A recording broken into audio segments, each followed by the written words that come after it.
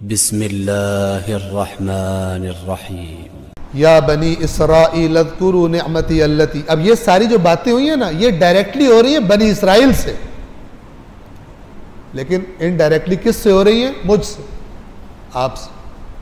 کہ یہ قوم بھی تھی جن میں نبی آیا تھا، یہ قوم بھی تھی جن کو میں نے فضیلت دی تھی. یہ آیت کیا کہہ رہی ہے؟ یا بنی اسرائیل اذکروا نعمتی اللتی انعمت علیکم انی فضلتکم علی العالمین. اے بنی اسرائیل، یاد کرو میری اس نعمت کو جو میں نے تمہیں عطا کی تھی، اور یہ کہ اس کو یاد کرو میں نے تمہیں عالمین پر فضیلت دی تھی. روح زمین پر وہ قوم جس کے درمیان اللہ کا نبی ہوتا ہے، جس کے پاس اللہ کی کتاب ہوتی ہے، وہ تمام اپنے زمانے کے مخلوقات پر فضیلت اس کو ہوتی ہے. کیوں؟ اس لیے کہ اللہ کے نبی ان کے درمیان، اللہ کی کتاب ان کے درمیان. فرمایا یاد کرو میرے احسان، تمہیں میں نے فضیلت بخشی. یہ حرکتیں نہ کرو جو تم کر رہے، ہمارے نبی کا انکار نہ کرو. وَاتَّقُوا يَوْمًا، ان کا عقیدہ کیا تھا؟ ہم پکے جنتی ہیں. اللہ کا کہہ رہے بچو اس دن سے، یعنی تم بچے ہوئے نہیں ہو، بچو اس دن سے. یہ وَاتَّقُوا تقوی ہے. تقوی کا معنی میں نے کیا بتایا؟ بچنا. اور بچو یعنی خود کو بچاؤ اس دن سے کہ جس دن کیا ہوگا؟ لا تجزی نفس عن نفس شیئا. اس دن کوئی کسی کے کچھ کام نہیں آئے گا. کسی کی جرت نہیں ہوگی کہ آ کے کہے یا اللہ اس کو کچھ نہیں کہنا. لا تجزی نفس عن نفس شیئا. کوئی نفس کسی دوسرے کی جزا نہیں بنے گا، بدلہ. یا اللہ یہ مجھے بہت پیارا ہے، مجھے پکڑ لے، اس کو چھوڑ دے. کسی کی جرت نہیں ہوگی یہ بات کرے وہاں پر کھڑا ہو. مارنا ہے تو مجھے مار لو، اس کو ہاتھ مت لگاؤ. آج ہوتے ہیں نا تو بہت ایکسٹرا آرڈنری عاشق ہوتے ہیں، وہ جس سے ان کو محبت ہوتی کہتے ہیں مجھے مار لو، خبردار اس کو ہاتھ نہیں لگانا. اللہ کہہ رہا ہے کہ قیامت کے دن بڑے پکے پکے یار بھی نام بھی نہیں لیں گے میرا یار کدھر ہے، چہ جائے کہ یہ کہیں کہ مجھے پکڑ لو اور اس کو چھوڑ دو. وَلَا يُقْبَلُ مِنْهَا شَفَاعَةٌ، اور ان سے شفاعت بھی قبول نہیں کی جائے گی.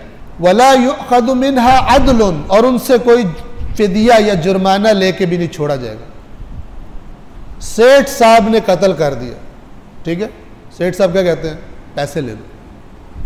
کوئی سیٹھ صاحب کے بچے نے قتل کر دیا، پاکستان میں ہوتا ہے ایسا. سیٹھ صاحب کے بچے نے اپنے باپ کی دولت کے تکبر میں قتل کر دیا. اب قانون جو ہے وہ ہاتھ پیر مار رہا ہے اور پیسے کے زور پر وہ بندہ اپنے آپ کو بچا لے. اللہ کہہ رہا ہے پیسے والے بھی اس غلط فہمی میں نہ رہیں کہ پیسے دے کے نکل جائیں گے. یارانوں والے، یاریوں والے بھی اس فکر میں نہ رہیں، رشتہ داریوں والے بھی نہ رہیں کہ بچ جائیں گے ہم. کچھ جو تمہارے باطل تصور ہیں دنیا میں جو تم نے بنا لیے ہیں، یا تو اپنی جگہ کسی اور کو دے کے چھوٹ جاتے ہو، یا کسی اوپر کے بندے سے تمہارا رابطہ ہے، اس سے سفارش کرا کے بچ جاتے ہو.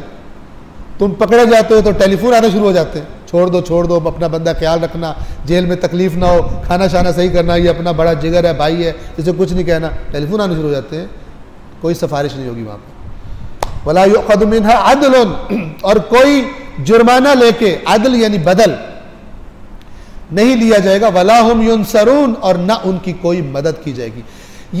یہ آیت بتا رہی ہے، یہ جو کہا جاتا ہے نا قرآن میں تدبر کرو. ایسا جب انسان مانوس ہے پہلی دفعہ پڑھتا ہے ذہن اتنا نہیں چلتا، صرف یہ سمجھ آتا ہے. لیکن جب انسان غور کرتا ہے نا پھر اگلی باتیں بھی سمجھ آتی ہیں کہ یہ کیوں اللہ ان سے کہہ رہا ہے کہ یہ چیزیں ان میں موجود تھی، یہ بیماریاں ان میں موجود تھی. یہ سمجھتے تھے ہم یوں بچ جائیں گے، یہاں بھی بچ جاتے ہیں وہاں بھی بچ جائیں گے. شفاعت کا ایک تصور برحق ہے قرآنی، اور ایک شفاعت کا غلط تصور ہے وہ بھی قرآن نے بتایا. اسے کہا شفاعت ہوگی نہیں تمہاری. کون سی نہیں ہوگی؟ جو تم سمجھ رہے ہو کہ تم نے بچ جانا ہے شفاعت سے. کوئی نکال دو ذہن سے، شفاعت ہونی ہے تمہاری. اور وہ جس شفاعت کو قرآن خود کہتا ہے وہ جس نے کرنی ہے اس کو بھی اللہ اجازت دے گا، اور جس کی ہونی ہے اس کے بارے میں بھی اللہ کہے گا تم کر سکتے ہو اور اس کی کر سکتے ہو. یہ قرآن نے بتایا ہوا. یہ ہے توحید قرآن.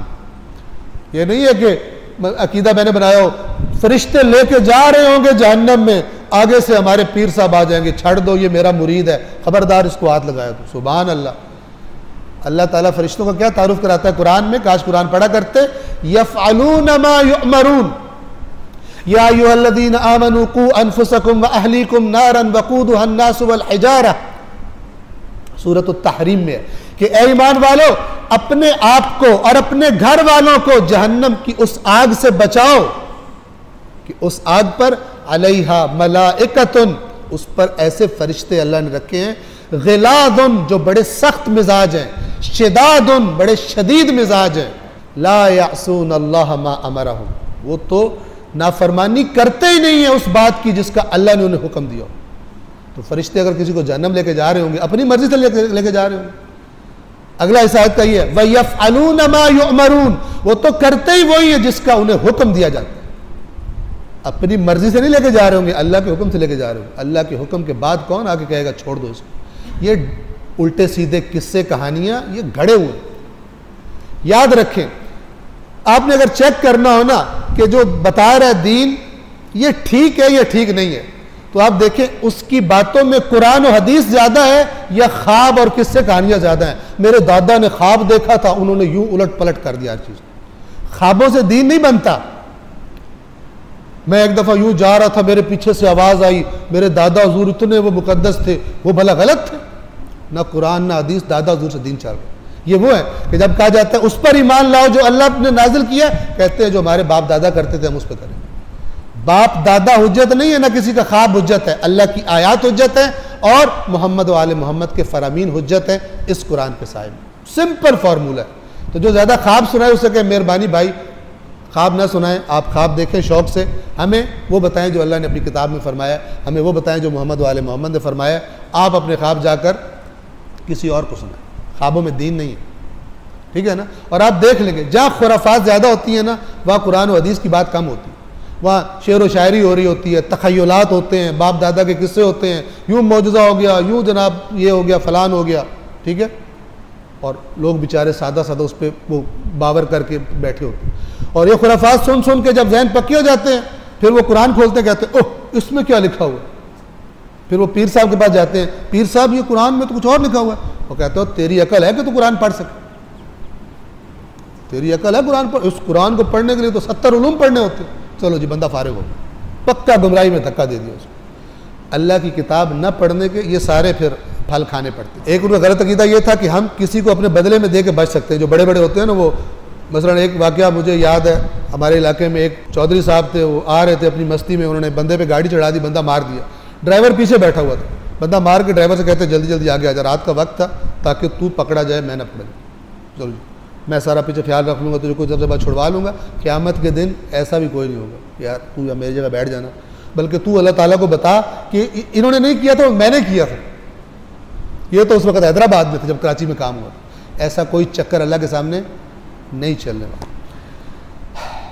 کوئی ناجائز سفارش نہیں چلے گی. یہاں شفاعت سے مراد وہی جو بندہ کرپٹ بندہ سمجھتا ہے کہ میں تو بچ جاؤں گا شفاعت کرا کے. نہ کوئی جرمانہ ورمانہ لیا جائے گا اور نہ کوئی مدد کی جائے گی.